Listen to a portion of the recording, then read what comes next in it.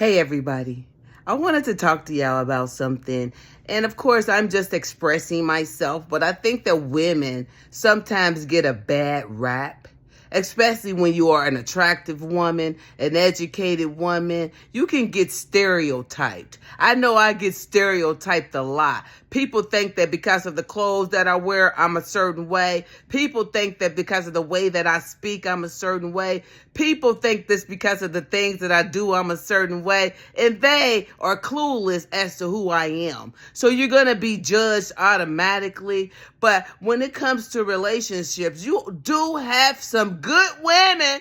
Let me say it again. You do have some good women out here. And I consider myself to be one of those good women, if you men like it or not. Have I run into a lot of men that took advantage? Absolutely. All of them up until this point, right? And I always say that my ex-husband got all the other men by 1,000 miles, even though he's 5,000 miles behind. Let's get that clear, right? When I say mistreatment, I'm going to say mistreatment. And I accept that I didn't love Carrie enough to allow any of that bullshit to happen. So let's get that straight. When I met him, he was with someone else. Back then, I was the type that felt like if he wasn't married, he's fair game. All's fair in love and war. If y'all not married, I might knock on your door and ask for our boyfriend. If y'all not married, right? I don't cross those marital lines because I understand what happened when I saw it happen in my family. I saw the devastation that it caused. So I ain't dealing with nobody married man. That's your husband. God ain't gonna strike me down for being with your man. As a matter of fact, I want the man that God has for me. And if you and him ain't married, maybe your boyfriend is mine. Let me take him, right? I don't even do that no more. If he's with anybody else, he ain't for me. That's just how they go. If he's with anybody else, he's not for me. So me, like the chase. Me, I like the little chase. I like the little competition. You want to compete, bitch? I'm going to blow you out the water, right? Back then, not so much today. I want to attract. I'm not chasing nothing. Anytime you chase anything, the natural instinct is for it to run. Start chasing some people or start running. Everybody else going to start running, right? Because that's just how they work. That's how we think, right? So you don't chase nothing. You chase it, it's going to run. When I met him, I was clean. How long? I had been clean maybe for like 6 years, right? So I had a foundation. I thought that like I said, I thought I was working on things. I was healed. I had got my degree, working on my master's degree, had some things going on. Happy, loved my job at the time. Just happy, in a good place. We had a conference and me and him went, right? Ended up going to lunch together, had a beautiful time, right? At that time, Cupid hadn't hit me yet, right? Because when I first met him, I wasn't, no. When I first met him, no, right? So I don't know when Cupid hit me, but Cupid hit me in my ass, right? And it was beautiful. So I'm thinking, I got this man, he was with somebody else, so that did cause us problem initially, but I guess, I don't know what happened, right? But he ended up getting his own place. I ended up moving in there with him. We called it our little love shack, right? It was a efficiency, roach-infested efficiency, and we slept on an air mattress when I met him, right? I was working on was I working on my bachelor's degree? I think I just had got my bachelor's degree in 2007. So that was going on too. So I met him. So when we got married in 2010, I'm like, so, we both I had my degree, but he had been in the same field as me for years. He had more experience than me. Plus he had certifications in other things. And I was working towards my master's degree and my certification, which meant that we would have had everything that we needed to start the business. So I did everything that we needed to do for the business because I thought that together we would be dynamic and awesome. Because the one thing that I knew is that he loved doing therapy. He loved that shit. I liked it, but I didn't love it. But I liked it enough to understand that this is what I'm going to use to get to where I want to be. And working together, we could get there quicker. I'm thinking that he's older, more mature, wants something, ain't full of the games that I already played when I was in my 20s and in my 30s. Right now, and I'm trying to consider what I want to leave for my grandchildren. I have goals for my life. I started the business, went and got the business cards made, everything. At the last minute, he decides he don't want to work for the business. He works for my competition. Comes home every day to tell me how good they're doing. I'm struggling like a motherfucker. I done took 25 fucking clients on thinking that somebody coming to help me.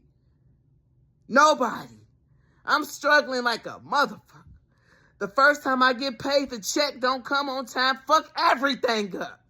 Instead of getting some support, I get dogged out, talked about like a motherfucker.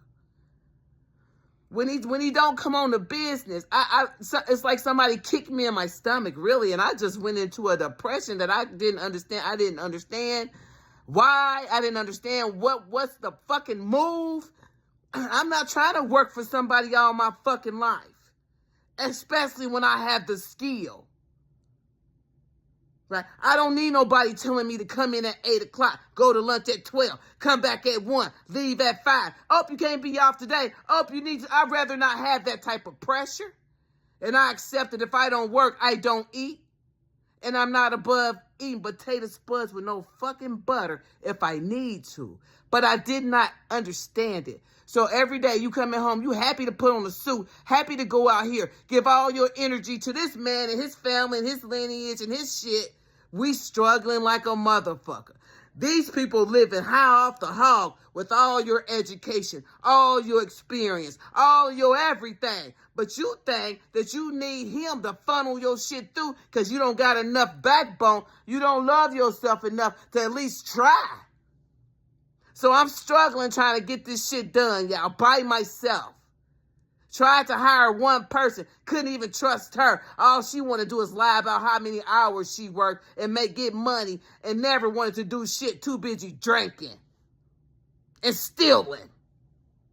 This is the shit, right? So I'm trying to work. I'm trying to keep myself together. I'm trying to do what I need to do. But, in the back of my mind, I'm building up some resentment because every day you dressing up. You going to work, cooking bitches lunch, dinner, breakfast, buying bitches this, doing this for bitches.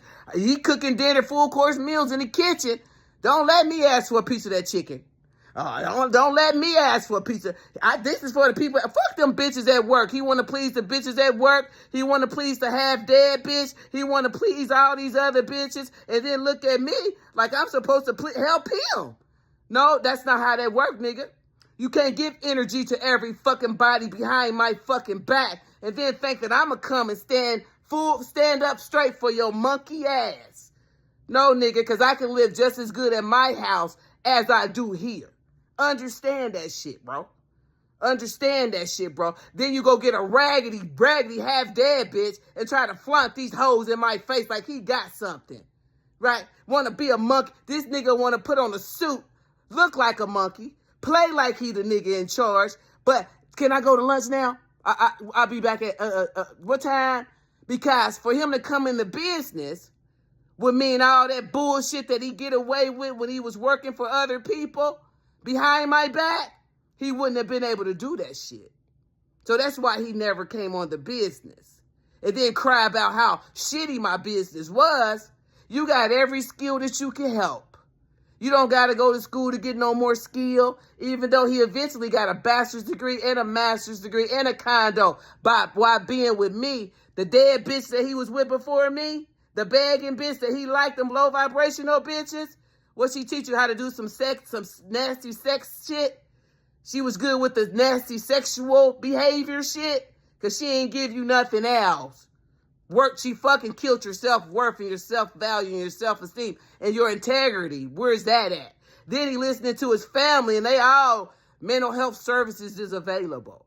Why would you listen to somebody who you know need mental health services? Anyway, so like I was saying, it's good women out here. Sometimes we get caught up. So I'm married to the person. In 2016, it got so bad after an incident after Ma died. I'll tell y'all about that one day. Hurt my fucking heart. Then some other shit happened. Hurt my fucking heart. Right? God, I'm like, God, no, go back. Try again. I went back 4 or 5 times to try again. Every time I went back, he thought he was a bigger nigga. Forgot I made you, nigga. Forgot that shit, right? He want to flaunt this. He was what? Chris Brown, Bad Habits? Oh, he thought he was the man when he walked through with all these raggedy ass bitches, though. All these zero ass hoes. He think he the nigga. I come back home. You know, we doing good for a while. And then he wants to say, oh, you got to go. Oh, so you want to play a dumb game. How old are you again, bro? How old are you? Right? I come back home. He still want to date, sneak out, and do the things that he shouldn't do behind my back. Are you seeing anybody else? No. Are you seeing somebody else? No. But we had a couple of conversations I'm going to tell y'all about that's a lie. And he knew that it was a lie when he said it. No. Anyway, there are some good women out here, right? So it gets so bad in 2016, I leave. I come over here to our other house because unlike him, I look at this house as our house. It's not just my house, it's our house. Offer him a key. He come whenever you want to. He accused me of cheating. Right? Then he accuses me of cheating. So that's the narrative they want to run with. I'm a cheater, I'm a whore, I'm this, I'm that. Father, forgive them, because they know not what they do, right? I would never commit adultery, right? I would never commit adultery, right? I have self-control. And you should know that I'm very disciplined, right? But yeah, just want to say, sometimes it's not the women. And sometimes, unfortunately, you can get somebody older thinking that they're more mature. And I tell y'all all the time, just because somebody's 40, 50, 60, 70, 80, emotionally, they probably 7, 15, 20, 22, 30. And they act that way. Why? Because they have unresolved childhood trauma and they're stuck there.